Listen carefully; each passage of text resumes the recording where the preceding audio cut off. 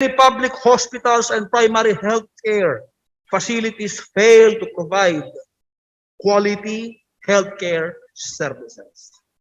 Obviously, Mr. Speaker, we as the Parliament of the people cannot turn a blind eye on the unconscionable sacrifice of our medical workers, who, with their desire again to serve the needs of our people, would have to work longer hours to complement for the deficiencies in manpower and other service facilities, especially during those times of uncertainty brought about by the pandemic.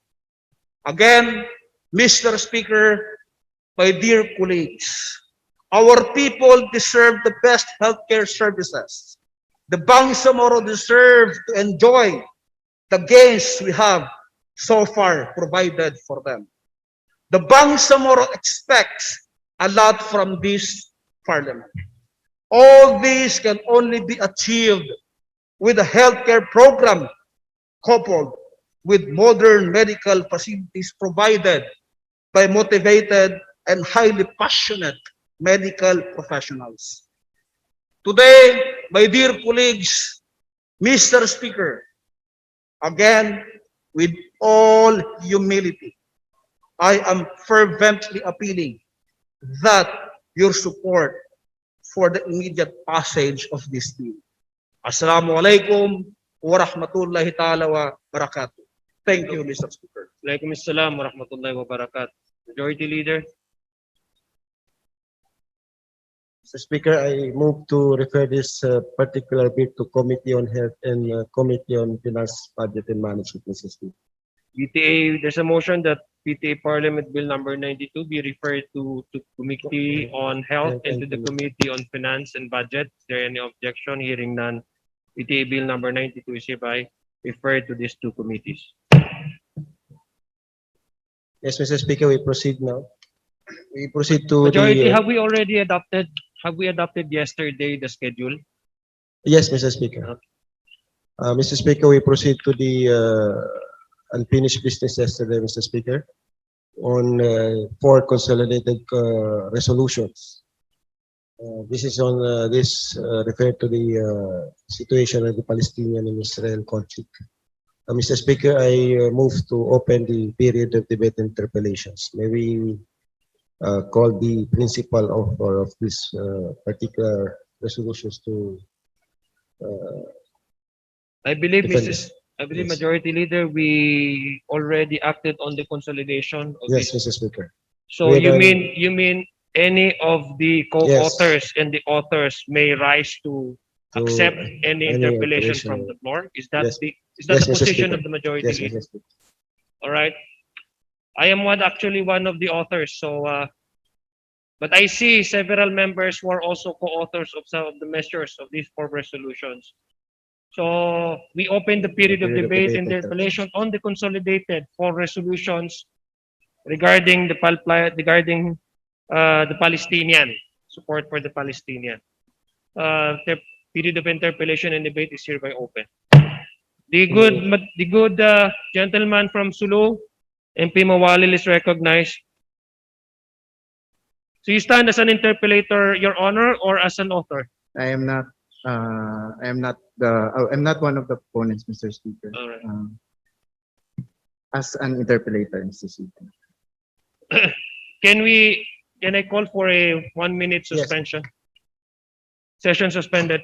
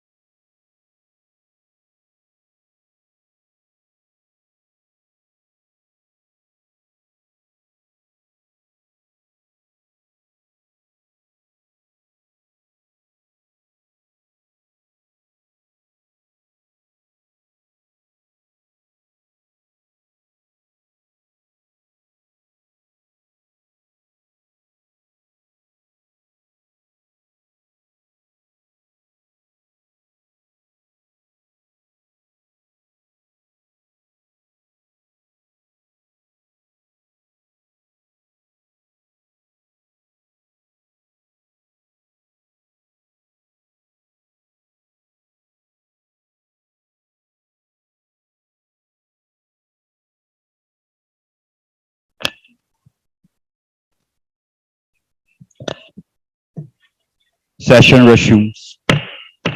You're the floor leader. Mr. Speaker, I would like to respectfully recognize the two MPs, MP Young and MP Mawaling, Mr. Speaker. Yeah, the gentleman from Tawi-Tawi is recognized. By the way, before you ask your questions, there are different authors on this uh, consolidated resolution. Do you plan to interpolate the main co-authors, all of them? I don't know, Mr. Speaker. I don't know if kung sino ba yung particular uh, proponent ang may alam ng mga itatanong ko. So that depends on that. I think they can intervene anytime as proponents. Okay, because I believe if you are going to interpolate, it would be on a specific resolution. Although this is I'll be this has asking to about be the this is already general. consolidated. Anyway, you proceed. Thank you. I would just like to declare and that I support this resolution, but I think more than passing the resolution, resolution swiftly, I believe that we need a discussion, a discourse, so that our people, especially those who are not well informed about the situation in Palestine and Israel, and this is also to put on record that what is really our stand relative to this, what is happening in this part of the globe. So, Mr. Speaker, I'd like to ask if the proponent will yield the floor for some questions. Mr. Speaker.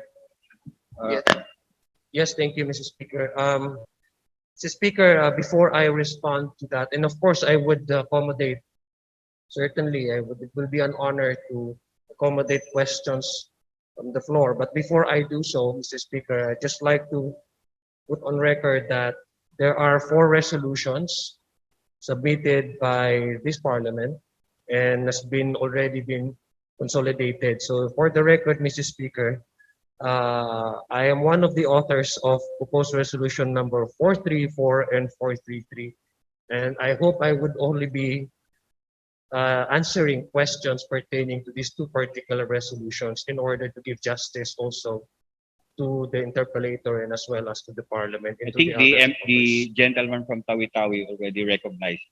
Yes, so I would gladly answer. I hope that I can sufficiently answer all his queries, Mr. Speaker. Thank you, Mr. Speaker. So since the proponent on the other side of the aisle are proponents of both the 2 resolutions, I'd like to ask if, in his own view, how do you explain in a nutshell the situation in Israel and Palestine? Mr. Speaker, it's very dire, and I believe I think our Palestinian brothers have been living a substandard human condition since the unilateral declaration of the Zionist World Organization proclaiming Palestine in 1946 as their homeland. And since then on, Mr. Speaker, all those Palestinians living in the areas which are now considered to be part of East Jerusalem, in the West Bank and in Gaza, have been subjected to military rule. In Gaza, they have cordoned the entire area. And in the West Bank, the Israeli government continues to advance the Jewish settlement program, which, by the way, drives out thousands and hundreds of thousands of Palestinian families, which basically violates every known human rights laws and which violates, Mr. Speaker, human decency and morality. So I believe, Mr. Speaker, I have never been to this part in the Middle East. But I have seen news reports that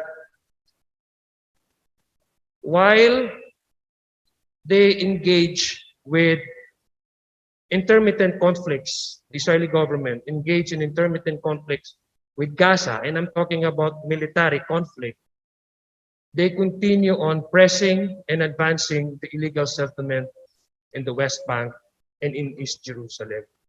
So I believe we have again experienced for a couple of years martial law in the 70s. So imagine these people who have been living in a strict military rule since 1947 up to the present.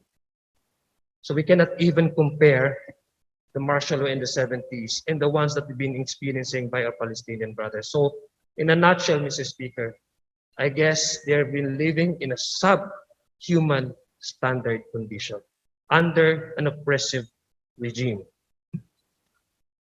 Thank you for that, Mr. Speaker. So in a nutshell, Mr. Speaker, the issue on the Palestinian people and the Israel is, correct me if I'm wrong, Mr. Speaker, is an issue about of oppression. It's not only that, Mr. Speaker, it's also about denying their rights to assert their. Self-determination. That's exactly right, Mr. Speaker. I'm looking for that word, and thankfully the gentleman supplied that word for it. So in the Bangsamoro government, in the context of the BTA, in the context of the ongoing peace negotiation, I believe we in the Bangsamoro would be the first to identify the miseries and the pains of these Palestinian peoples, because they've been fighting for their rights to have their own, to live in their own, to live in dignity in their own homes. Imagine you've been living in your house, who passed on to you by your father, and suddenly a settler family came to the door, knocked your door, and told you to just simply take everything you have and then just go, and drives you away. I mean, those are one of the classic or the typical incidents that we see. And in the particular incident, Mr. Speaker, recently, because I believe these resolutions were triggered by the Sheikh Jarrah incident in Jerusalem. In Sheikh Jarrah, there's a Palestinian community there. By the way, East Jarrah is in East Jerusalem, considered under the two-state policy as part of the Palestinian lands. In Gaza, the people there elected popularly Hamas as their representative. In East Jarrah, Sheikh Jarrah, which is located in the East Jerusalem in the West Bank, the predominant influence political youth group there is the Palestinian Liberation Organization, which, by the way, is one of the party to the signing of the two-state policy, or the David Accord. That's the latest. And in the East Jarrah, there's a Palestinian neighborhood there in Sheikh Jarrah, which basically is subjected to another settlement issue, because apparently there's a private developer that advances the building up of settlement for Jewish settlers, not necessarily born in Israel or born in the area, but Jewish in other parts of the globe who wish or intends to settle in Israel as permanent residents. So the case of the Sheikh Jarrah neighborhood was brought to the attention of the Supreme Court of the Israeli government, and it has currently been litigating by the Supreme Court. Apparently, the private developer has been continuously building up and setting up the settler community housing facilities, and that basically drives away some of the Palestinian neighborhoods in the area. So this particular incident triggers these resolutions that we are currently under discussion by this parliament. And so to answer, Mr. Speaker, we should not fall victims to the propaganda that this is about Jew or Judaism in Islam. There are many Palestinians who are non-Muslims. There are even Palestinians who are Christians, and there are also Muslims who are citizens of Israel. So, Mr. Speaker, you should not fall prey to the propaganda that this is a religious war. It is purely a policy that is oppressive and selectively degrading a particular race, a particular group of people, which, by the way, the has the right or claim over the lands that they are fighting for. Thank you, Mr. Speaker, for that informative response. I also agree with the manifestation of MPZIA that the media's role in portraying this continued oppression is very important for us to call out. My next question, Mr. Speaker, is since we are talking here of the the title of the resolution says that Israel committed a blatant disregard of international law, and in the subsequent whereas, I think in the fifth whereas, it mentions about UN conventions and the International Declaration of Human Rights. For the information of everybody, Mr. Speaker, ano po ba yung tingin ng proponent na specific UN conventions and international laws na na-violate ng State of Israel sa kanilang continued oppression sa mga Palestinian? Mr. Speaker, I would just cite one specific UN resolution to you, Mr. Speaker. On November, on the signing of the Camp David Accord, which basically addresses the issue on the Palestinian and the Israeli conflict and paved the way. This is the recent we know as where the Palestinian Liberation Organization and the Israeli government has signed the agreement. This is a result of the 1960 plus signing of the same two-state policy in between the Israeli government and also the Egyptian government, which by the way at that time signed between Sadat and I forgot his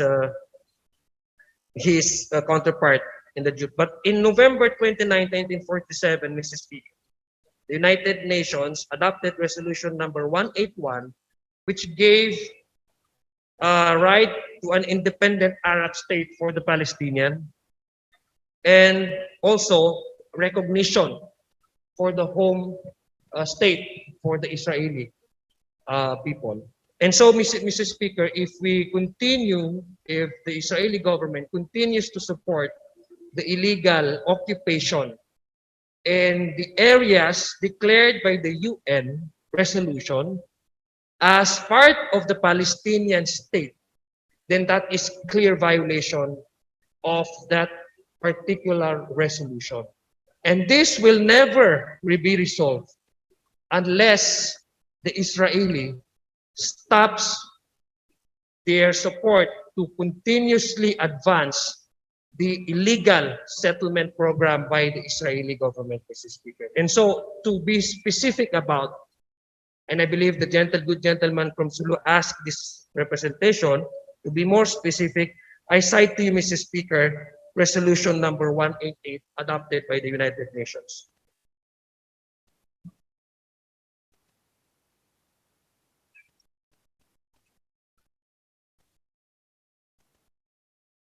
Mr. Speaker, that's Thank you. sorry. Thank you, Mr. Speaker.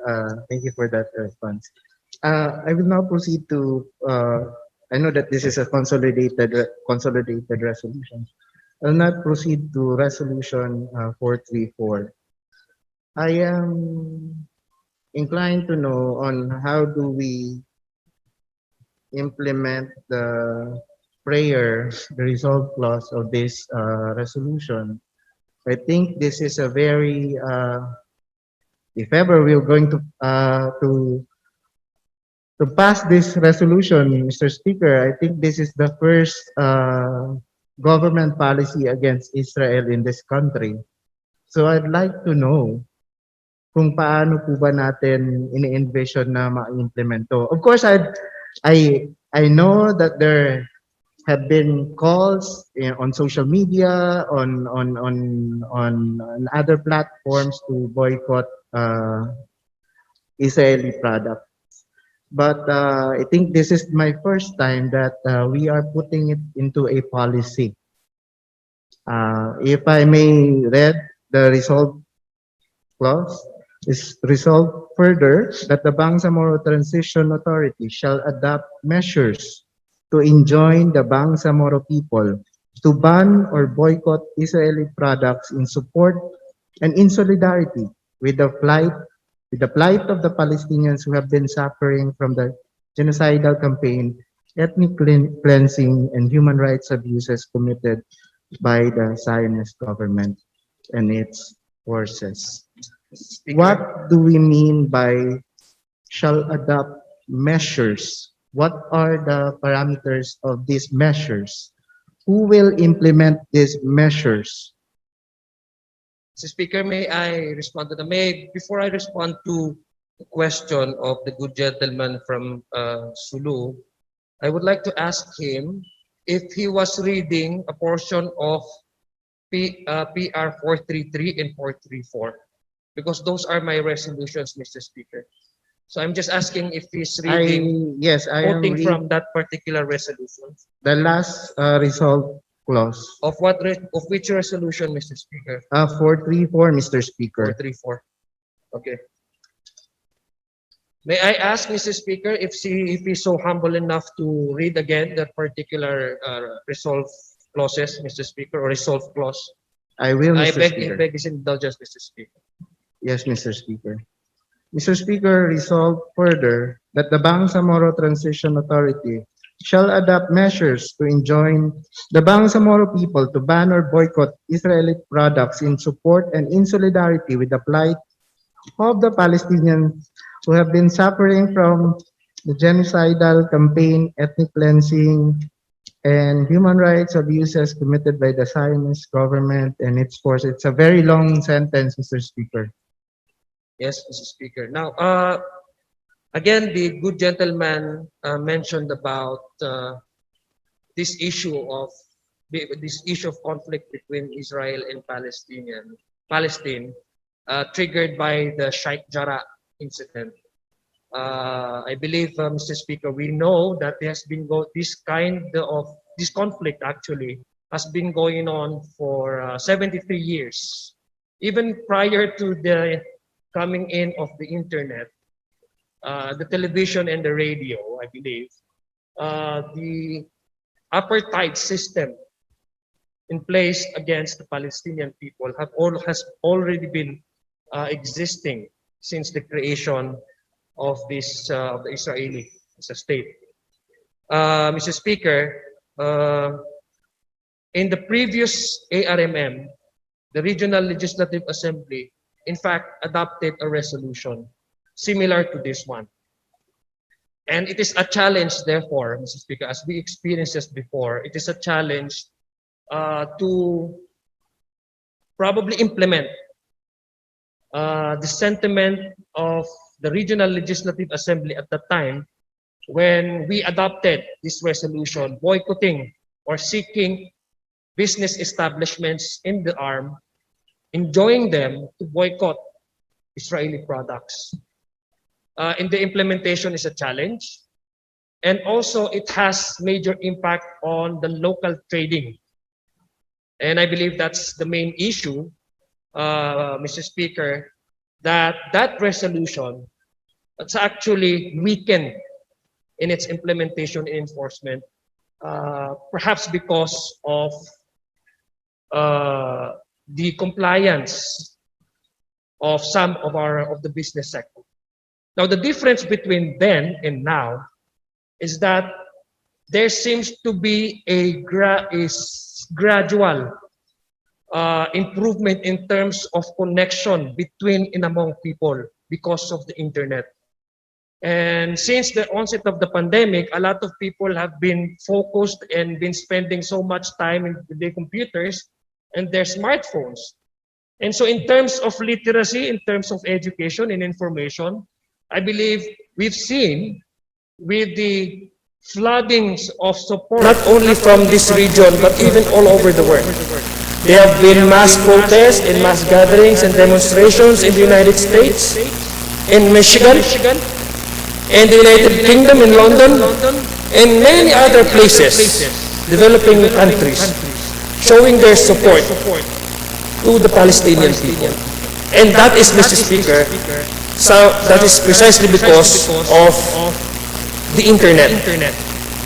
And so I believe, Mr. Speaker, because the Ministry of Trade and Industry, I believe I've asked, Mr. Speaker, the Director General of the MTID, if they have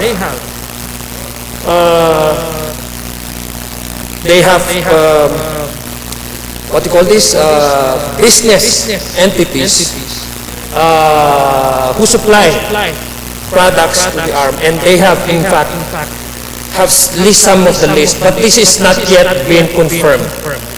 Right? This is not yet been confirmed. So I believe, Mr. Speaker, that particular clause that was mentioned and was quoted by the good gentleman from Sulu is a prayer. In fact, a prayer to this Parliament and to all our bureaucrats and heads of our agencies, and in fact, even our private private partners like the business sector, to show our support.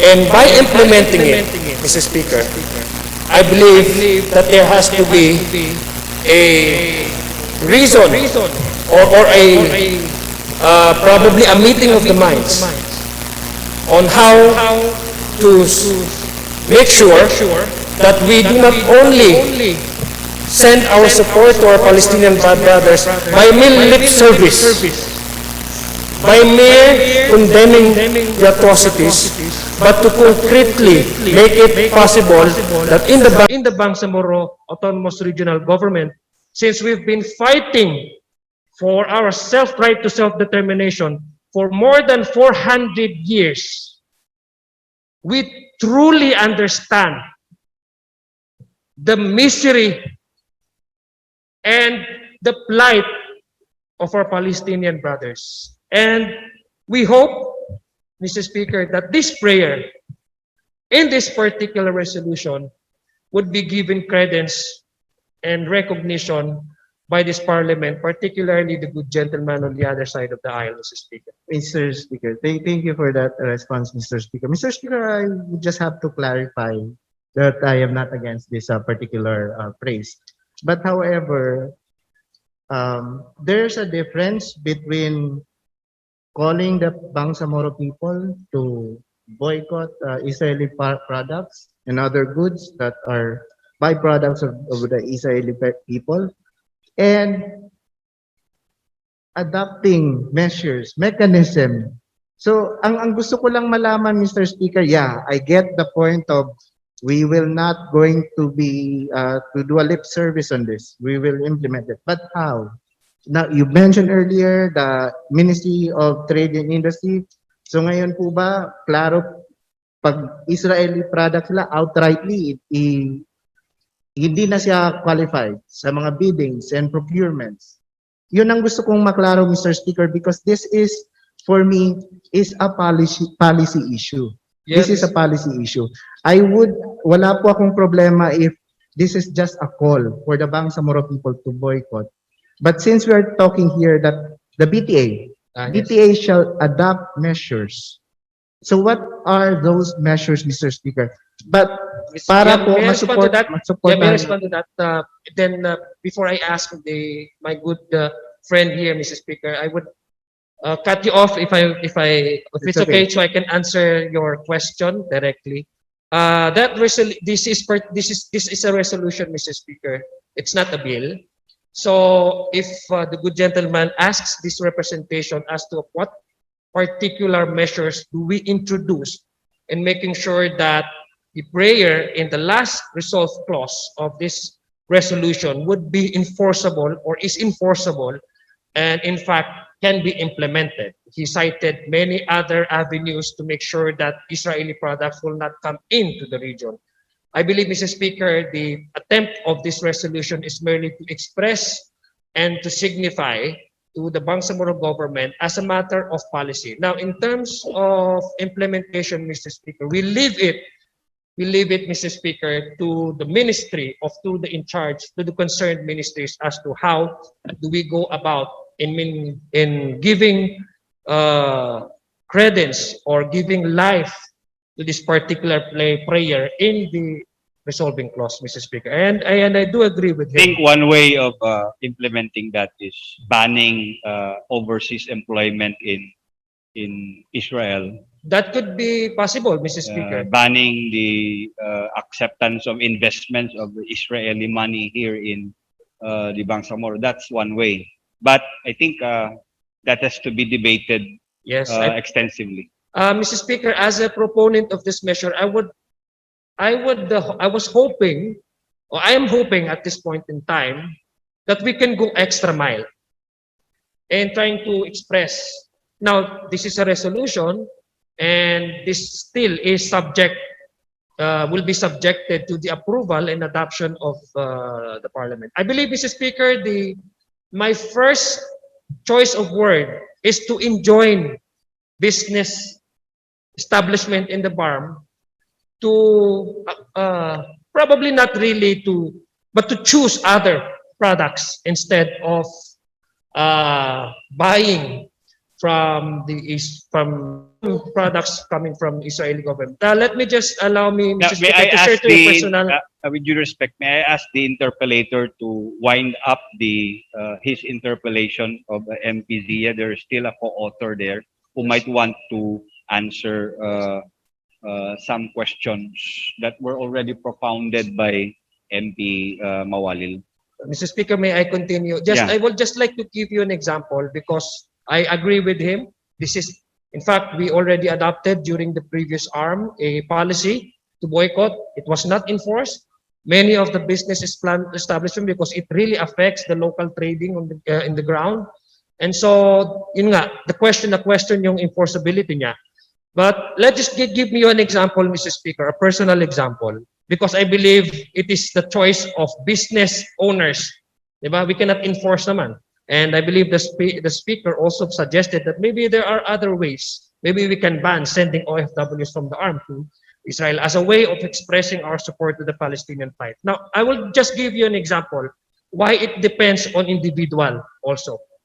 When I was a chair of the Committee on Education, I sat at the Board of Regents alongside the MP Eddie Ali because he was then the Chancellor of MSU Tawi-Tawi. There was an exchange program between Mindanao State University and the Israel University, State University. Mr. Speaker, I did not sign. I objected to the exchange program between Mindanao State University and the University of Israel, precisely because I want to show my indignation against the outright dismissal of human rights for our Palestinian brothers. And that is just me.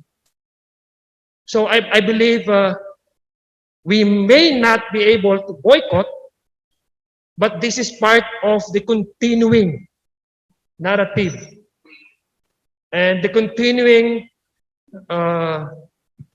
support that probably in the next regular parliament or in the coming years, Mr. Speaker, the parliamentarians of this Bangsamoro will be in unison.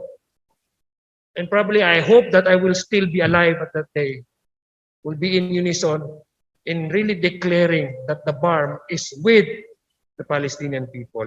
And if at this point in time it is not enforceable, it is not implementable, because I deeply agree with the good gentleman from Sulu, because that has been the challenge we faced during the previous arm, to boycott Israeli products, because we have yet to know exactly what are these products in the first place.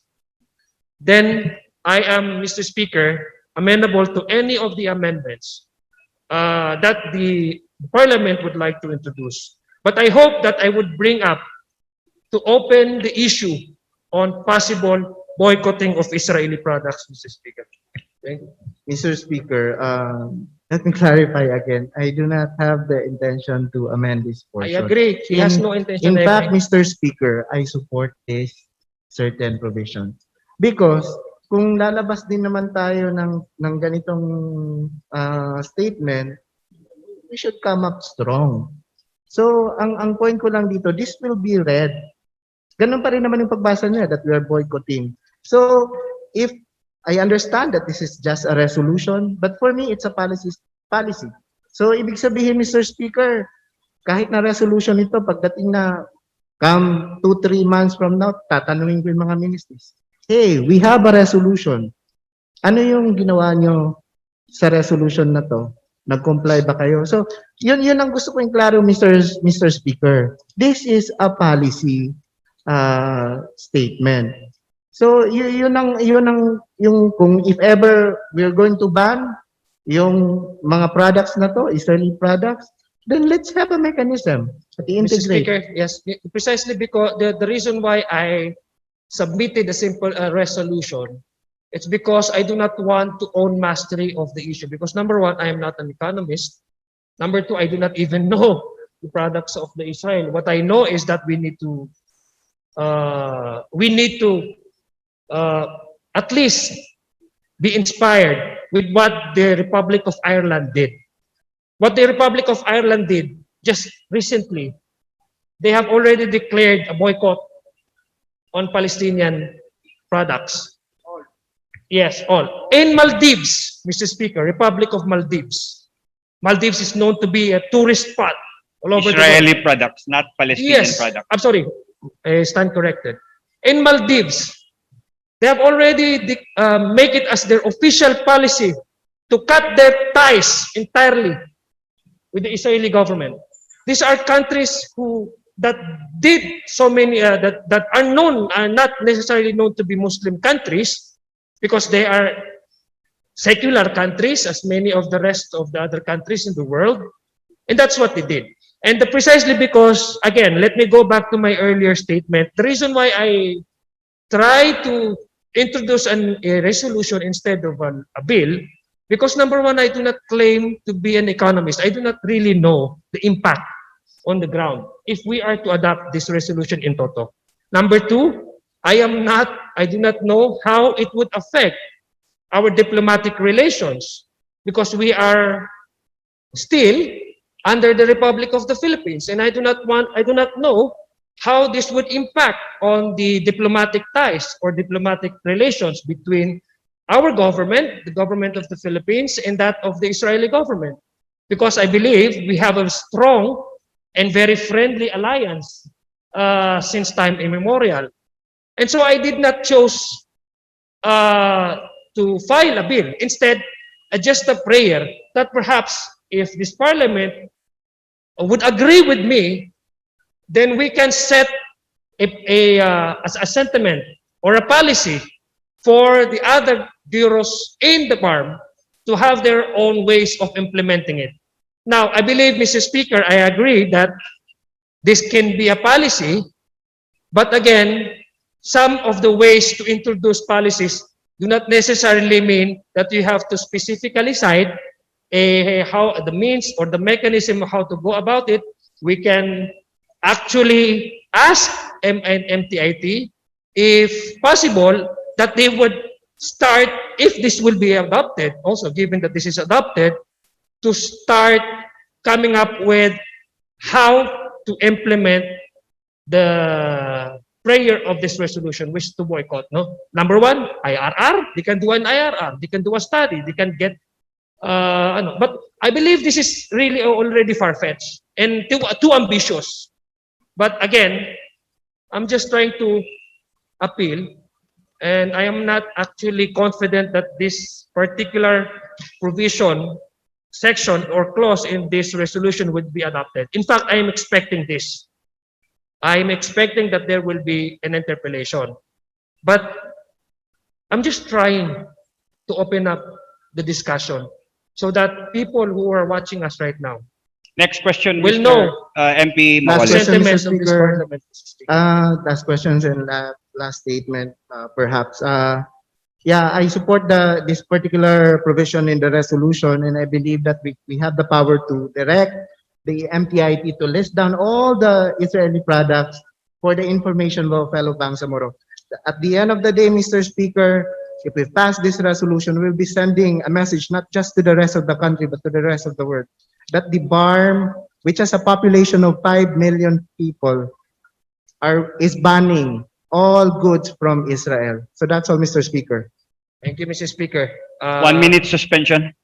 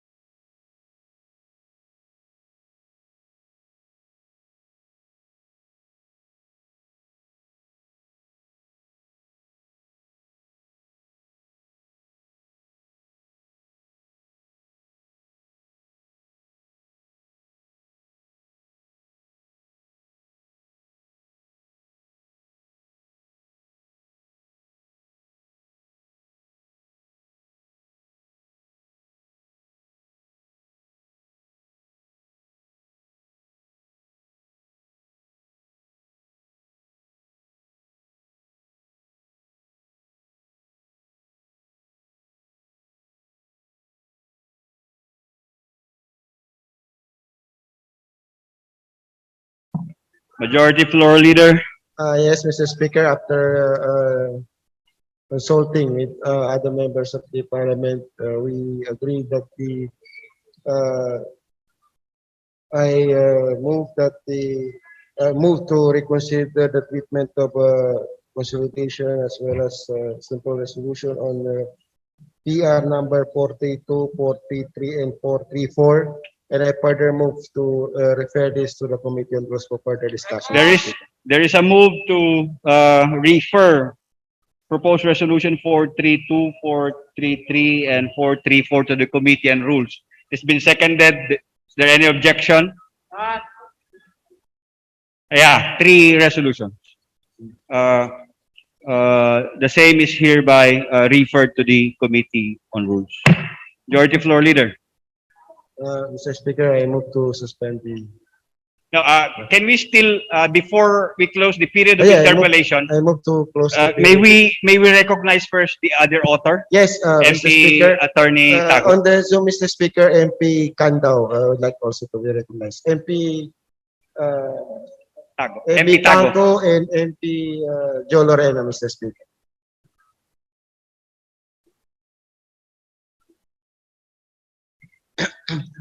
Thank you, Mr. Speaker. I understand, Mr. Speaker, that the other resolution, which is almost the same context, was referred to the proper committee for proper or thorough deliberations. What was left is my resolution, which is a resolution condemning what happened to the people of Palestine that are situated in the Jerusalem area and other areas in that Middle East countries. In view of that, Mr. Speaker, we are thankful for my colleagues for the support because this is only a resolution. It is not an official act because what we are trying here is to express our sentiment supporting our brother Palestinians, fellow Muslims regarding the flight. Ang nilalaman kasi ng resolution ko ay we are condemning the illegal bombing on the civilian population.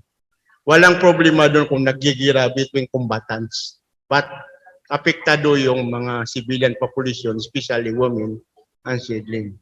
So that's my take, Mr. Speaker. And for the information of the others, bakit lahat ng Muslim sa buong mundo ay concerned sa rights of the Palestinians in that area, especially Jerusalem? Because Jerusalem is a Muslim place.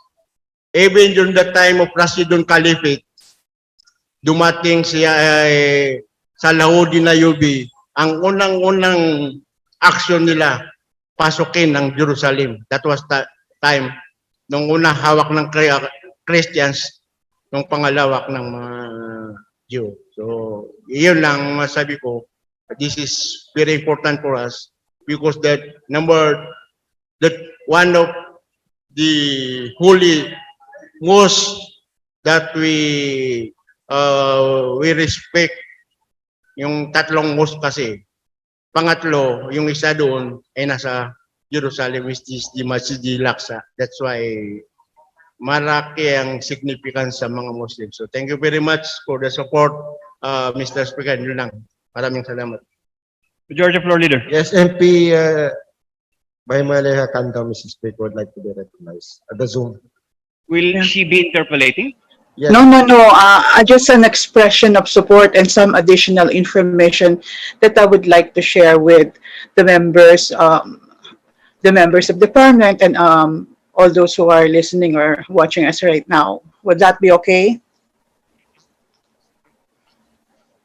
Can I go now? Can I push through with my statement? Okay. Okay. I would like to commend first and foremost the authors of this resolution, most especially MP Zia and MP Attorney Pai Salintago were expressing the same as stated by the Holy Quran, and that's of course chapter 4, verse 58 of the Surah Al-Nisa, which calls upon all Muslims to stand up against oppression. And indeed, Allah commands you to render trust to whom they are due, and when you judge between people, to judge with justice. And of course, we are all responsible in support of the statement of our MP, Attorney Paisalin Tago, to express our support to the Muslims who are oppressed, and not only in Palestine, but as well as in Myanmar. If you are aware of the Muslims there who are called Rohingya, they are also oppressed. They are also being oppressed for political and for the reasons of genocide. And briefly, the other one is, for the sake of clarity, I just would like to manifest, because I have been following this conflict in Gaza since 2010. I have been very active then on Facebook, raising concerns and even organizing people to come up with their sentiments against this. Um, for the sake of clarity, it is imperative that we refer to the Gaza conflict as not war between Israel and Palestine, but simply a clear military occupation, that the people being oppressed are unarmed Palestinians versus those people, particularly the IDF. They are, of course, the Israeli Defense Forces. And the IDF soldiers are fully armed.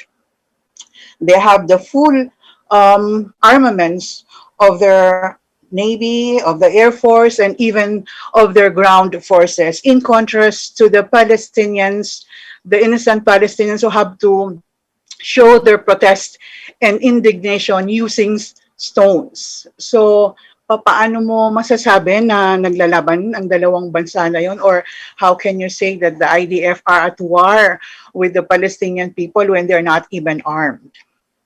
So, yun lang ang gusto ko lang na i-clarify, and of course, I'm fully supportive of this resolution. And also, finally, just to update you, there is a news article about this, that the President Rodrigo Duterte, has said that the UN probe and the boat of the Philippines, with regard to the UN boat to conduct a probe on Gaza, he perceived that to be, he was not consulted about it. So we do not know yet the stand of the Philippine government with regard to supporting the UN probe on the Gaza conflict or not. That's all. Thank you so much. The period of debate and There is interpellation. a motion to close the period of interpellation. Any second? Speaker. Any second? It's been seconded. There being no objection, the period of interpellation is hereby terminated. Mr. Speaker, I move to open the period of debate. The period of amendments is now open. Period of amendment.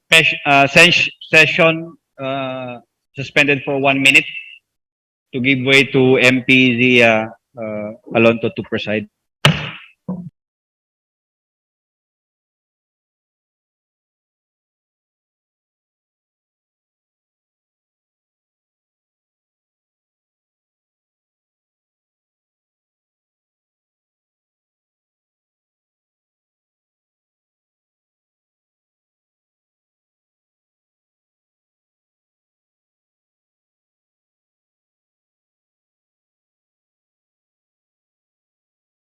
Leader.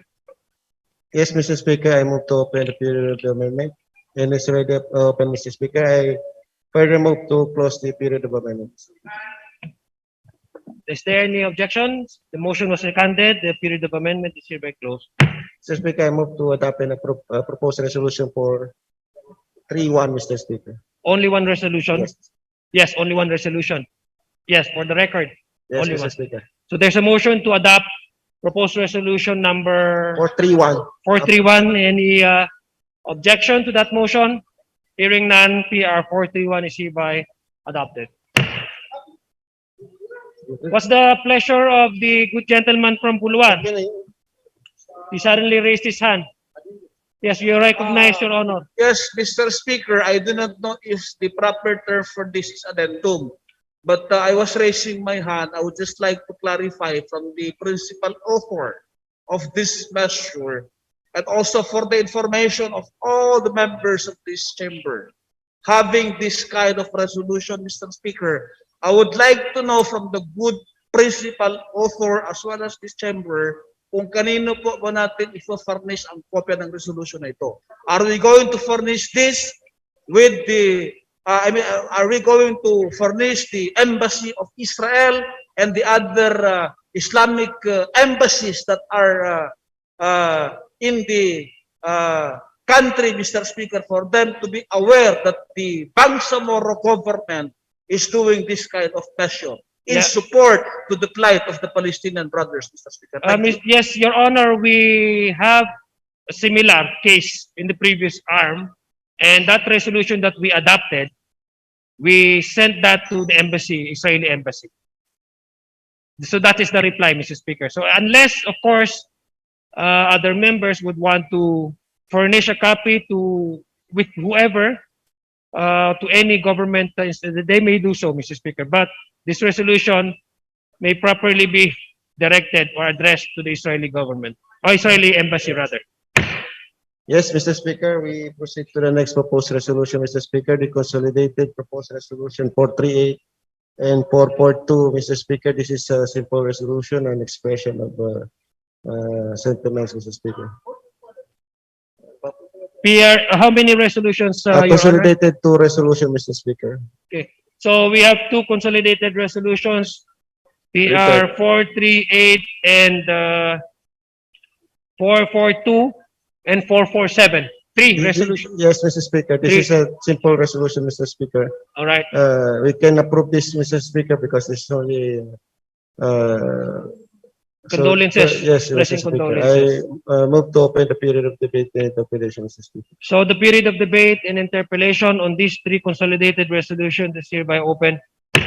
Any member who wish to interpolate or perhaps to express also individual condolences and sympathies, you may do so, Your Honors. The lady from Tugaya, Lanao del Sur, MP Maysara Damdaman Latif is hereby is recognized. Thank you very much, Mr. Speaker. I would like to move that this be considered a simple resolution, considering the importance of this resolution, which does not need further deliberation of this August body, Mr. Speaker, because it's a commendation for the dearly departed, as mentioned by our authors here, of Father Eliseo Mercado. Yes, in fact, yesterday, all these three resolutions were already been treated as simple resolutions. That's why we did not refer to a committee. So that means these resolutions were already included in the business for the day, precisely on the basis of treating it as simple resolutions. And that's why we're in the process of adopting it. If the good lady would like to move for the dispensation of the period of amendment and the period of debate, we can do so, and we can immediately adopt these three consolidated resolutions. Before that, Mr. Speaker, may I also yield to the floor to the author, principal author, because she wants to make a statement before I make the final motion. Thank you, MP Damdaman Latif. The good lady from Cotabato City, MP Dr. Susana Anayatin, you're recognized, ma'am. Thank you, Mr. Speaker. I am from Maguindanao. And Maguindanao. Thank you very much. So, Mr. Speaker, it is with great sadness that I learned of the passing of Reverend Father Eliseo June R. Mercado OMI. On behalf of all the members of the Bangsamoro Transition Authority, I send our deepest condolences to his family, the Oblates of Mary Immaculate, Philippine Province, and the people whom he had touched and shared life. Father June was an extraordinary Catholic priest who devoted his life for the cause of peace and for greater understanding of people of different faiths and ideologies This remarkable man was clothed with love and service for the Bangsamoro people. He fought for the rights and welfare of the tribe people of Mindanao, Christians, Muslims, and the indigenous peoples.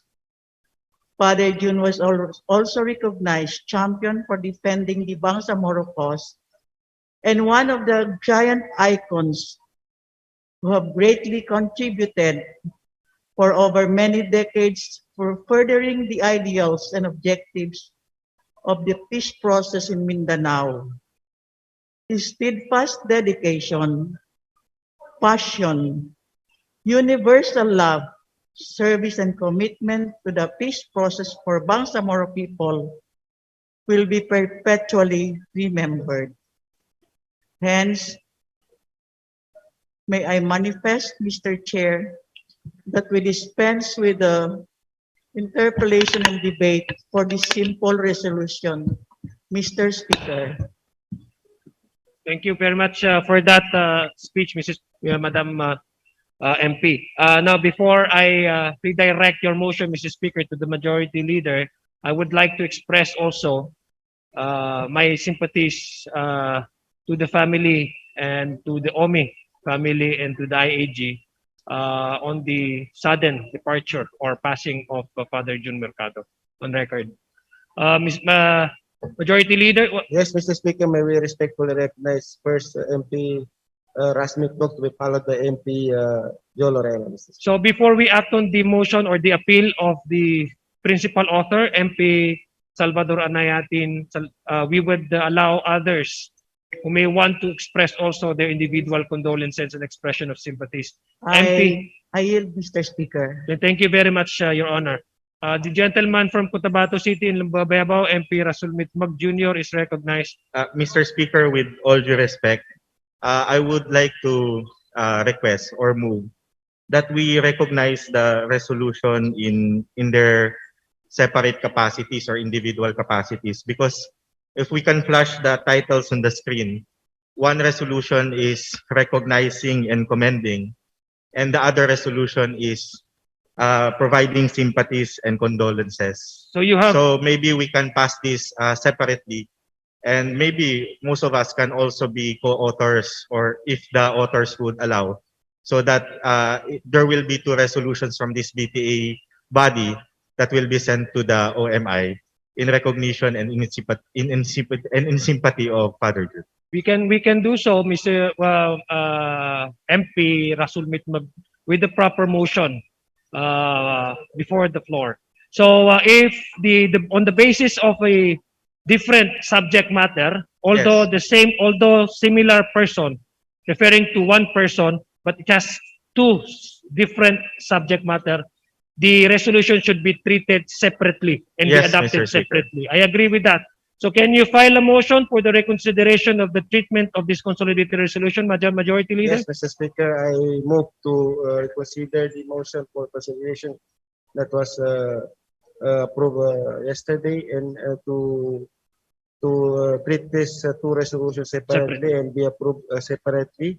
And so I move, Mr. Speaker. Is there any objection to that motion? Hearing none, Second. it's been discarded. So these two or three resolutions or two resolutions are now being separated and should be adopted separately. So which one do we adopt first, Majority Leader? The first resolution commending, recognizing the commending the So which one are we now discussing? Which resolution? Because we have already the separated first all the resolution, Mr. Speaker, proposed resolution 438, which 48. is the principal author is MP Anayatin, Mr. Speaker. Okay, I believe MP Anayatin already delivered her manifestation or her speech, and she appealed that the PR 438 be immediately approved and adopted by this parliament, and I agree with her without subjecting it to further discussion, unless of course members of this parliament would wish to send their individual sympathies to the bereaved family of Father Jun Mercado. Yes, MP Joe Lorena is recognized. Thank you, Mr. Speaker. I just like that Tornado be included as a co-author of this particular resolution. One, the recognition of Father June Mercado. And since it was separated, perhaps so that I will not stand again, I would like to request the sponsor of the second resolution to accept me as co-author as well, so that I will not be coming back and forth. So that is just my manifestation, Mr. Speaker. Thank you, Your Honor, MP Lorena. Any members who would wish to be co-author of this resolution, please raise your hands. Okay, please, Secretariat, list down all the names on for record purposes.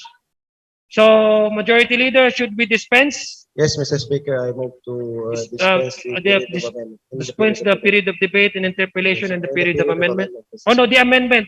All those members should be included Yes, Mr. as Speaker. co-authors. Including Okay, myself, Mr. Speaker. so as we close the co-authors period of debate and of both, interpellation. We open the period of amendment. All members, those who have signified their intention to be co-authors, Secretariat, please list down their names and include them as co-authors. Yes, Mr. Speaker, Yes, what's the pleasure of the Deputy Speaker? may I make the same manifestation as my idol, Professor MP Joe Lorena, to be to be associated with the two resolutions. Thank you very much. Thank you, Your Honor. Noted. Yes, Mr. Speaker, I move for the adoption and approval of We close the period of amendment. Yes, we close the period of amendment. So any any objection to that? Hearing none. So the period of amendment is hereby closed. I move for the adoption and approval of the proposed resolution 438, Mr. So Speaker. there's a motion to adopt proposed resolution number 438. Yes, Mr. Speaker. Any objection? Hearing none. Proposed resolution number 438 as introduced by MP Dr. Susana Anayatin Salvador is hereby adopted. Yes, Mr. Speaker, we proceed to the proposed resolution number 442, Mr. Speaker. I move to open the period of debate and interpretation, Mr. Speaker. The period of debate and interpellation on the appreciation of PR number 442 is hereby open. Mr. Speaker, I move to close the period of debate and interpretation of proposed resolution number 442. Motion to close has been seconded. The period of debate and interpellation is now closed. Mr. Speaker, I move to open the period of amendment, Mr. Speaker. Period of amendment is hereby open. Mr. Speaker, I move to close the period of amendment, Mr. Speaker. The period of debate and amendment is hereby closed. Don't you wanna Mr. signify Speaker, I co-authorship? move to Wait a minute, Majority Leader. Don't you wanna associate? Don't you wanna be co-author of this resolution? No one. All right. Okay, MP any Ideally, please members take of the note of that. Parliament who signify the interest Okay. of authors. Me, myself. We wish to be co-author of the second Okay, resolution. that's why I asked the members before we close the period of amendment. Okay, so members, you can, on record, you will be included as co-authors. Please raise your hands. Okay, so now we close the period of amendment. Majority Leader, Yes, Mr. Speaker, I move to approve and for the approval and adoption of proposed resolution number 442. so PR, there's a motion to adopt proposed resolution number 442 as introduced by MPs Mawalil, Baintan, and Ampatuan. Baintan and Ampatuan. Is any objection to the motion? PR 442 is hereby adopted. Yes, Mr. Speaker, we will proceed, Mr. Speaker, last night, Mr. Speaker, so that we can adjourn, Mr. Speaker. We proceed on the third and final reading of PTA Parliament Bill number 36, entitled An Act to Institutionalize Policies for Bangsamoro Overseas Employment in Establishing a Standard of Protection and Promotion of the Welfare of Overseas Bangsamoro Workers and their families and for other purposes. Mr. Speaker, the copies of this has already been distributed to the members of the Parliament. Mr. Speaker, I move for the third and final stage approval of this bill on nominal voting, Mr. Speaker. So on the appreciation for the third and final reading of PTA Bill number 36 is hereby under consideration. No? So on the motion was to proceed with the nominal voting. Yes, Mr. Speaker. All right. Secretariat, please proceed with the roll call. Tumuto kasama.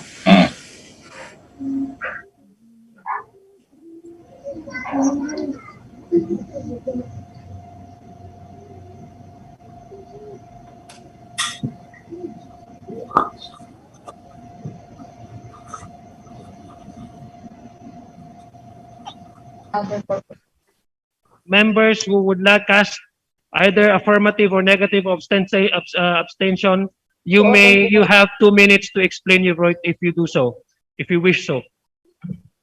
Proceed.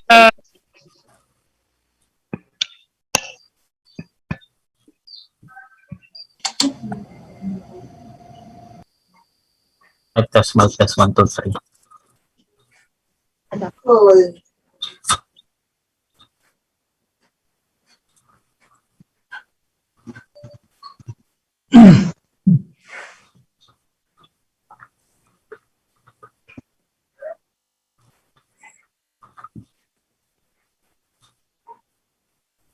On BTA Parliament Bill number 36.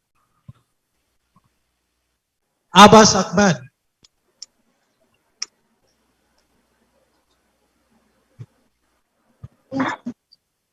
Aaron. Yes, vote.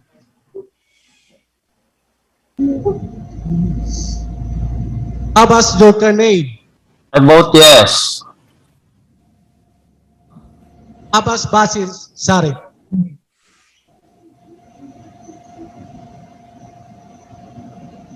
Bu Mujib. Yes, yes.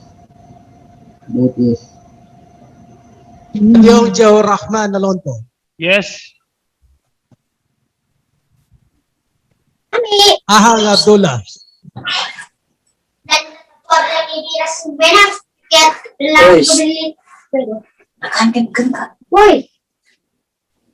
Ahang Abdullah. Alamia Liza. I vote yes. Taudin Faiz.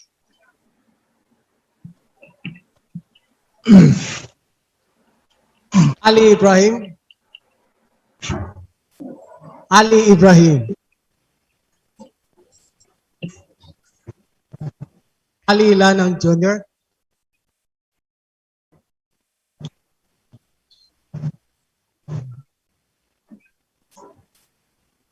Ali A.D. Mapag. Alil Cesar. My vote is yes. Ambulutos Huarto.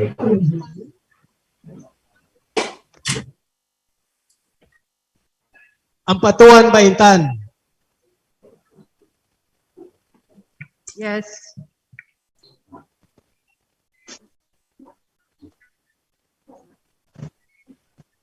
Anayatin Susana.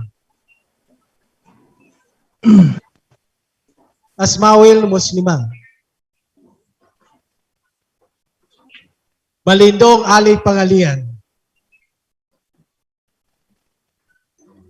Bara Hamid Aminodin. My vote is yes. Yes. Basman Anna Tarhata.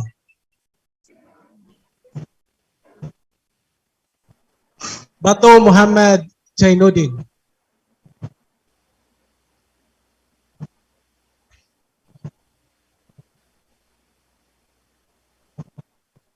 Bay Maleha. Yes. Tandamon Latif Maysara.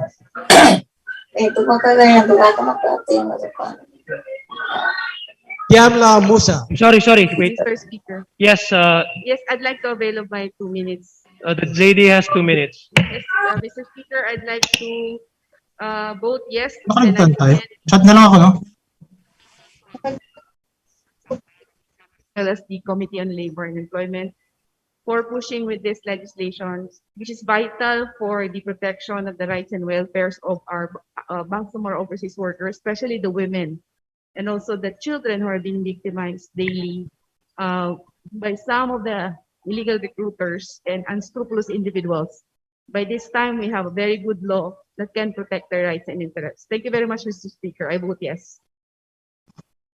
Diagla Musa.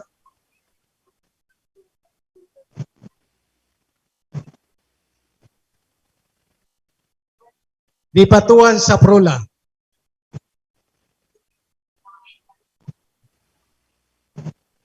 Ahod Ibrahim. Ismail Haji Abdulaziz. Ayak Abdullah. Yes. Era Edward. Hassan Hatimin. Hashim Abdullah. For the overseas Bangsamoro workers, my vote is yes. Pal Buager. Ismail Rasul. Jajuri Raisa. Yes. Kilan Muslimin. Yes. Aaron Bainon. Lidasan Mussolini. My vote is yes. Doong Don Mustafa. Lorena Jose Ribani. Mr. Speaker, may I be permitted to just state what? First, we cannot vote against a bill that has been passed through our technical working group, but I'd just like to openly thank the members of the technical working group who was tasked by this parliament to look into the bill for hurriedly and judiciously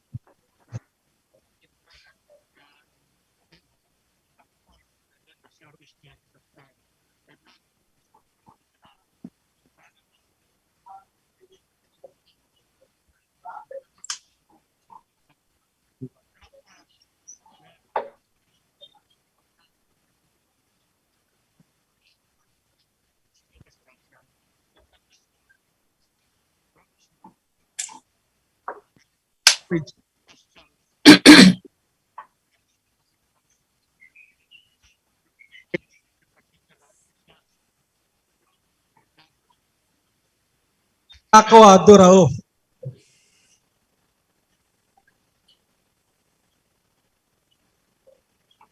Makapaar Abdullah. Makaraya Jamen.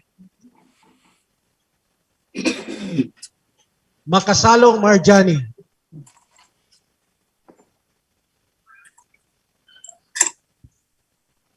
Manguda Dato Kadafe.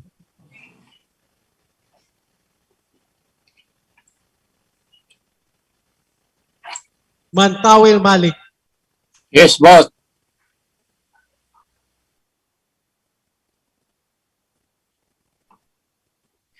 Mantawil Malik. Yes, boss. Mastura Dato Tukaw.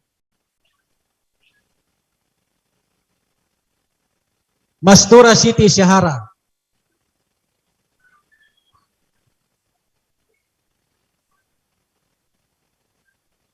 Mawali Lamil Bahar.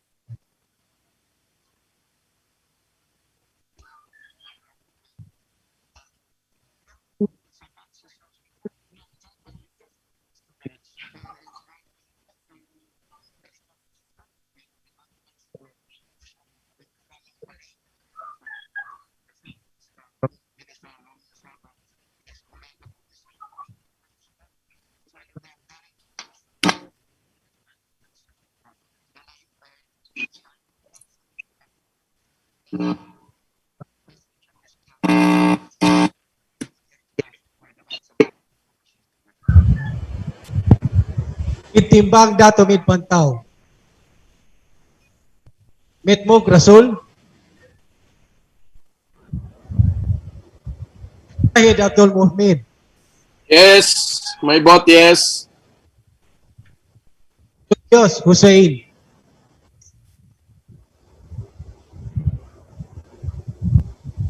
Orano Suwaid. Yes, vote yes.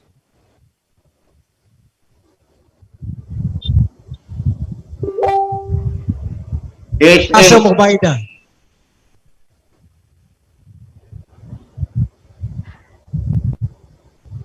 Pak Abdul Wahab,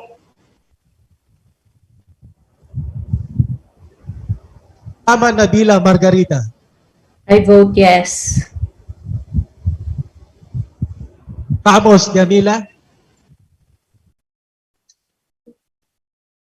Mr. Speaker, may I be allowed to briefly explain my vote? Yes, the lady has 2 minutes. Yes, Mr. Speaker, thank you. My vote is yes to the passage of Overseas Bangsamoro Welfare Act of 2020. OFWs are called modern-day heroes for a reason. It is a fact that the remittances constitute a big chunk of the country's gross domestic product. However, while they help improve our economy, they do this at the expense of separating from their loved ones. And worse, some become even victims of poor working conditions, physical or sexual abuse, and other forms of violence. Our OFW women are the most vulnerable to these abuses. That's why I also filed a resolution calling the Bangsamoro government to look into the plight of our Bangsamoro domestic workers and establish suitable programs to serve as alternative economic opportunities for our Bangsamoro women who are seeking overseas employment as domestic workers, in great hopes that in the future, our women will no longer leave the region because we have a BARM to accommodate them. Our modern day heroes have sacrificed a lot. Ang dami po ng kanila is sinakripisyo para sa bayan at malaki po ang naging kontribusyon nila sa pagpapalago ng ating ekonomiya at malaki din po ang kanilang karangalan na binibigay sa ating bansa. Kaya marapat lamang po na bigyan natin sila ng atensyon at sa pamamagitan ng bill na ito wherein we are establishing mechanisms that would put forward their cloth of protection. Mr. Speaker, ako po ay congratulate ko po ang ating proponents ng batas na ito na kumikilala sa karapatan at para bigyan ng proteksyon ang ating Bangsamoro OFWs. Maraming salamat po. Congratulations to the proponents, especially to the committee chair and the Ministry of Labor and Employment, Minister Romeo Sema. Your Honor, what is your vote? I said from the start, my vote is yes. Okay, thank you. Ribang Edrisa Nasir,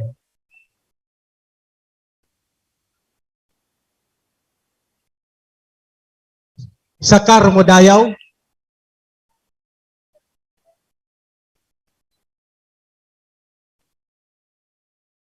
Sakar Modayaw, Salendad Said, Sali Al Said, Sali Al Said, Saliga Romeo. Mr. Chair, I will avail of my 3 minutes or 2 minutes. Please proceed. You To have explain to my honor. You have 2 minutes, Your Honor. Yes, thank you, Mr. Chair. Considering the importance of this bill number 36 to address the plight of our growing populations who are trying their luck overseas, including our indigenous peoples from the the uplands. My vote is yes, Mr. Speaker. Salik Ali, Sangki Ali, Sani Punduma, Sani Punduma, Satar Alzad,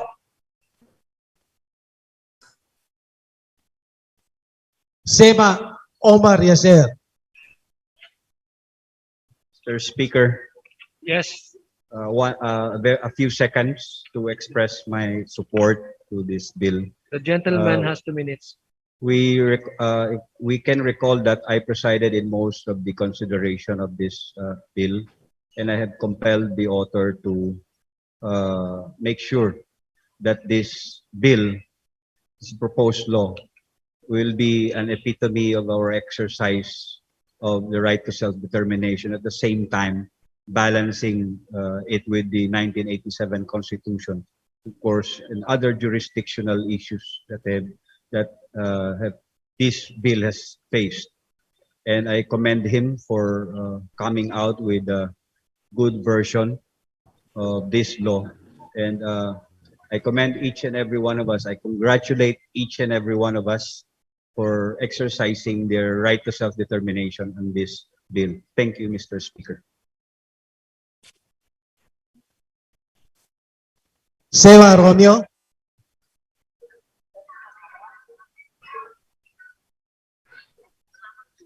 What is the vote of the principal proponent? Yes, Mr. Speaker, and I express my thanks to the honorable members of the parliament. Mr. Speaker. You have 2 minutes, Your Honor. Yes, Mr. Speaker. Bismillahirrahmanirrahim. I am thankful and greatly honored that finally Bill number 36 entitled an act to institutionalize policies for the overseas Bangsamoro, overseas employment, and establishing a standard of protections and promotions of overseas Bangsamoro workers and their families, and for other purposes, shall now become a law of the members of this parliament. This is a significant achievement that shall be part of history of the Bangsamoro Autonomous Region and Muslim Mindanao, wherein the law shall strengthen the protections of rights of every overseas Bangsamoro workers and promotions of their welfare. Indeed, this is a clear manifestation that the Bangsamoro government, through the Ministry of Labor and Employment, is strongly committed to protect our overseas Bangsamoro workers against abuses, maltreatment, trafficking in person or illegal migration, and provide comprehensive intervention and support to advance their welfare, including their families. Our overseas Bangsamoro workers are the primary contributors in the growth of thus they deserve to be loved and protected by the government as public servants. We can only afford full protection to them by providing this very important law. I now therefore express my earnest gratitude to the members of the parliament for the timely approval of this bill. This is another victory of the Bangsamoro government and the Bangsamoro workers. My vote, Mr. Speaker, is yes. Shukran. Topic ko. Assalamualaikum warahmatullahi taala wabarakatuh. Thank you very much. Congratulations in advance. Sheikh Said. Sheikh Said. Silongan Aida. My vote is yes. Sulaiman Ali. Yes, my vote. Kopay Salim.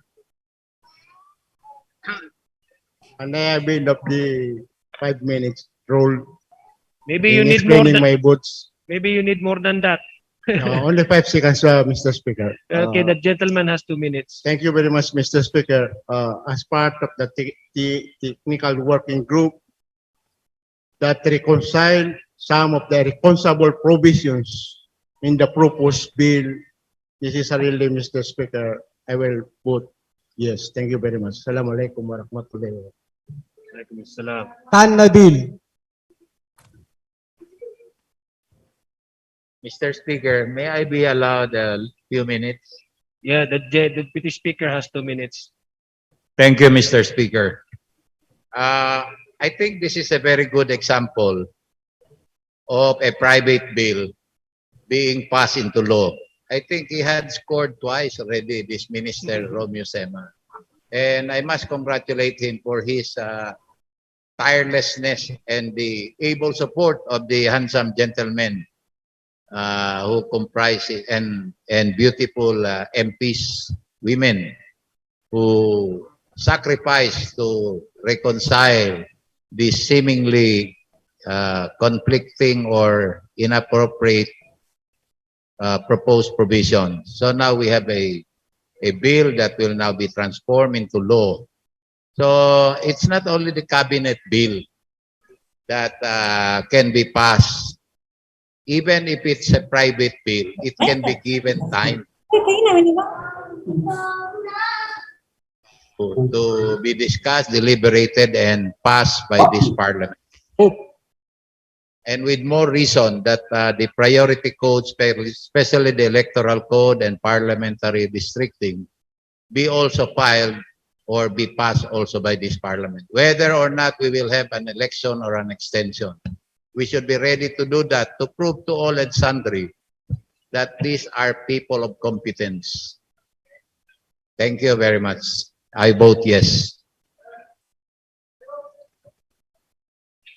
Uja Sahi.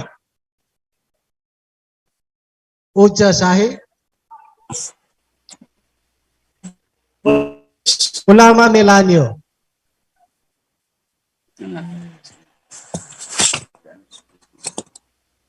Usman Adspar.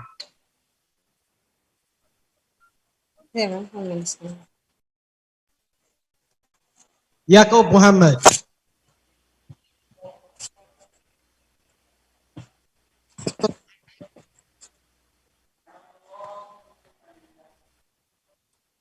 A.K. Narciso.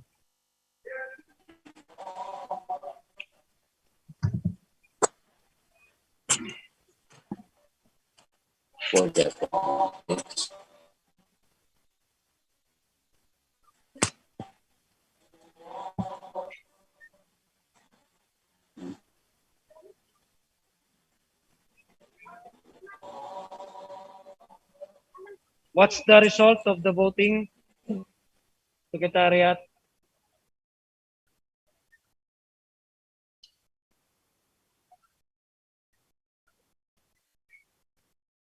Sahi Uja.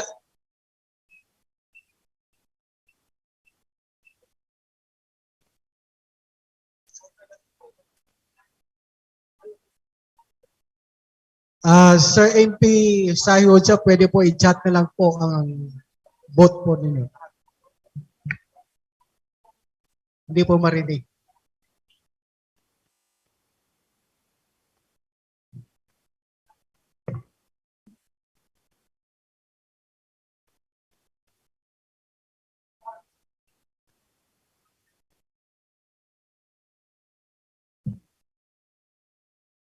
Mr. Speaker, may we know if the votes in the Zoom are already included because some was not able to on their Zoom. They are The actually chat box, Mr. Speaker.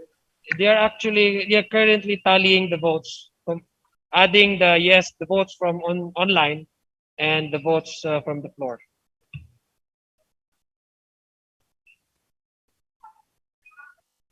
Secretariat, what's keeping you? One vote. MP Uja Sahi. Ano po ang boto ninyo? Is he there online? MP Uja Sahi. Can Empuja, if you have problems with your audio, can you turn on your video and just show us the thumb sign? Yes. Vote for yes. My vote is yes.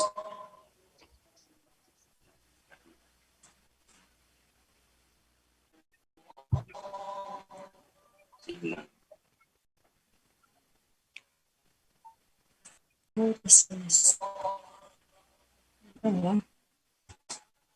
Beto na ka. Hey, discourage mo. Ito siya ito na nakabubote siya yes.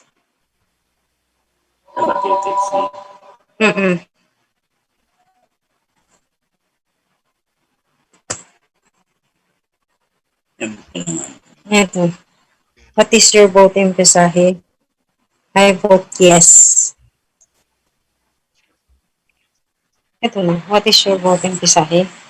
Kasi na nare-recognize ka. Signal ba yun?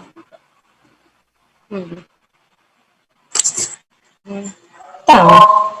Ibig sabihin, kaya nga Silent na your signal Zoom. problem. We are in a process of votation. This should not be disturbed. Any cost. Okay na. Secretary General, please. Yes, Mr. Speaker. On the result of the nominal voting of the BTA Parliament Bill number 36. For yes votes, we have 57. For no votes, 0. And 0 abstain. Yes votes, Mr. Speaker, have it. With 57 yes vote, no abstention, no negative vote, PTA Bill, Parliament Bill number 36, as introduced by Minister Romeo K. Sema, is hereby approved on third and final reading. Majority Leader, Mr. Speaker, there being no other agenda and order of business, I move for the adjournment of this session. Mr. Speaker, yes, before we adjourn, what is the pleasure with of due respect to MP our Rasul Mitmag? with due respect to our majority floor leader, Mr. Speaker, we are on the period of other matters. Why do you have other matters? Yes, Discuss? Mr. Speaker. Administrative matters, which is part of the other matters. Concerning which administration, which agency are we talking here? MP Actually, Mr. Speaker, I'm just happy that in our order of business, we have these BTA committees and a number of bills filed and passed. However, Mr. Speaker, I noticed that some of the parliamentary committees has not yet been constituted. So maybe with the publication of our rules, we can schedule this matter, Mr. Speaker. How many committees do you think are still not constituted? Ways and Means Committee, Mr. Speaker, Blue Ribbon, Ethics and Privilege. So for, Amendments and revision. For amendments and revision, we have a resolution, Mr. Speaker. Yes. So 5 The rules are standing committees. Yeah, Majority Mr. Speaker. Leader, Yes, Mr. can you act Speaker, we on will that? act on that, Mr. Speaker. All right. Thank you for that observation, MP Rasul Mitmag. Majority Leader, Yes, Mr. Speaker. Mr. Speaker. other matters, other issues. Okay, MP Baintan Ampatuan to be followed by MP Damdaman. By Sara Latif. Damdaman Yeah, Latif. Mr. Speaker, thank you very much. This is in relation to the committees and the filed bills and resolutions in the first and second regular sessions of the BTA, Mr. Speaker. I've noticed that we are dealing already with numbers 400 plus as far as resolution is concerned.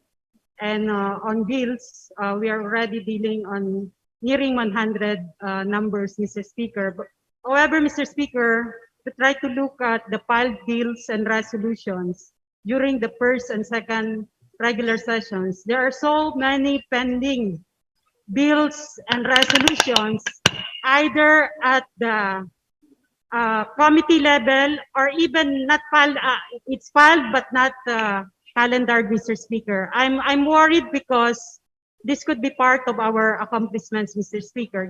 These are good resolutions and bills that needs to be that we need to act upon, Mr. Speaker. So I would like to request the good majority floor leader to look at the filed bills and resolutions during the first and second regular sessions before dealing with the new ones, Mr. Speaker.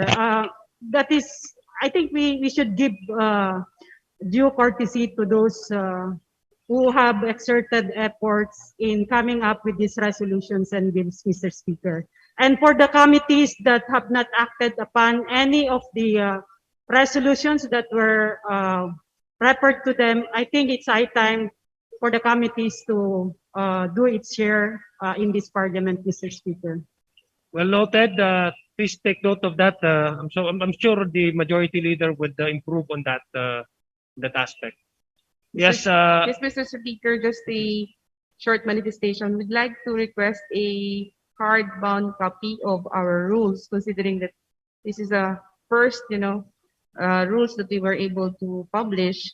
So I deem it proper that I move that it be given to us in a hardbound copy, so that each member would be given a hardbound copy of the rules that was published. And also, Mr. Speaker, I'd like to manifest that insofar as some of the committees are concerned, Mr. Speaker, there are some committees that does not yet have has not been constituted, like the Bangsamoro Justice System And considering that there are several less resolutions on Sharia, may we ask Mr. Speaker if this committee can be constituted as soon as possible so that the resolutions on Sharia justice system and traditional justice system, as well as the other customary laws, will be tackled in this committee on the Bangsamoro justice system. May we know if this will be constituted as soon as possible? Yes, Yes, on Mr. the Speaker. on the first question, I actually a request. The Secretary General approached me, and on Friday, these hard copies will be distributed. Am I correct, Secretary General? This copy, Secretary General, on Friday, Yes, Mr. Speaker, hard copy. on the hardbound of the House rule of the Parliament is now in the Notre Dame Press, and as early as possible, we communicated and they told us that by Friday they will release the hardbound of the Parliament rules. Thank you for that information. On the second question, the Majority Leader. Yes, Mr. Speaker, the Bangsamoro Justice System is one of the committees that we created in this August body session. So the intention is really to activate this in incoming days, this particular committees.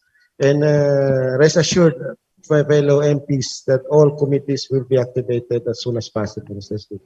With that, thank you very much, Mr. Speaker. We are assured that it will be activated soon. Yes, Mr. Speaker. Thank you. MP Mawalil, do you have an issue to raise? Yeah, my concern, Mr. Speaker, is about although this could be tackled at the level of the committee, but I would like to manifest that there is administrative matters. There is an amount for the capital outlay of the members of the parliament, and I hope that this time, since there were delays in the distribution of the equipment and fixtures of the members of parliament for previous year until now, these equipments were not yet delivered to most of the members of the parliament. I hope that by this time that we would be able to include members of the parliament in consultations relative to the distribution of this budget as we are approaching the 2021 budget deliberation. May I just remind the concerned parties here, and I will make a sufficient motion. I will move in the next coming session to ask concerned committees to tackle this. For the record, the capital outlay for 2021 have not yet delivered for my part. Thank you, Mr. Yes, Speaker. I would suggest to the members of the parliament, if you have certain issues, administrative in nature, you can actually directly communicate with the speaker, with the office of the speaker, or you can invite heads of divisions of the parliament so that they can also inform you of the status of your request. So I believe, although I agree that some of these are very important, if possible, we just simply directly communicate our concern to the office of the speaker, if it's an administrative concern. Yes, MP Long. Mr. Speaker, since we already have a schedule for our sessions and many members are interested to attend physically the sessions, we hope to get an update maybe in the next sessions, Mr. Speaker, as regards the vaccination methodology, protocol, and plans for the members of parliament and their staff, to include the BTA staff, Mr. Speaker. Yes, I'm sure the Ministry of Health would coordinate with the speaker for the eventual inoculation of the members of the parliament, including the employees and the staff of the parliament. I believe that's part of their agenda. In fact, that's part of the national agenda now. So, Majority Leader, no other issues from the floor? Majority Leader? Yes, Mr. Speaker, there is a standing motion, Mr. Speaker. So, there's a motion, both the... Adjournment. Okay. Session is hereby adjourned until 1 p.m. of June 22, Tuesday, 2021. So, session is hereby adjourned until that date. Assalamualaikum warahmatullahi taala wabarakatuh.